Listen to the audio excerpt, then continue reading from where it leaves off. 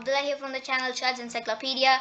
So today, unfortunately, there will be no video of my face in the corner. But the thing is, I'm using a different microphone today. It's the microphone of the laptop. It's not the microphone of the smartphone I was using before. So this is the problem I noticed. If you go into Object and Quick Effects, Quick Smoke, or you could just use the F3 menu, search for Quick Effects. You could do that, but this is quicker. Now if you go in, you have to click on the cube. Of course, you have to select the cube. Why isn't it selecting? Ah, there you go. If we select the cube and if we go and press like fire plus smoke, you can see that I'm in solid view here. Wait a minute. Why isn't it showing the fire plus smoke? Yeah, there you go. So I'm in solid view here, but as soon as I switch into rendered view, which you can do by going there, or you could just press Z and you can go into rendered view like that.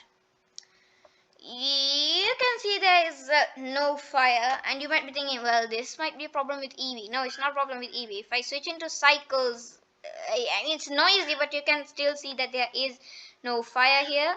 So if I switch back into Eevee, then I have to go into shading. Not this cube though. We have to click on here, and yeah, now let's get that node in view. We have to increase this black body intensity thing.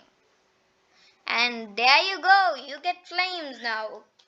So I noticed this problem way long ago. I couldn't find a solution, so I scoured the whole web for this and put it in a video so that you guys can watch it easily.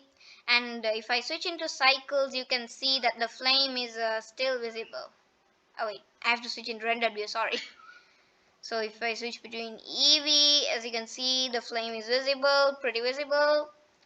And if I switch into cycles, the flame is noisy, but you can see that the flame is there.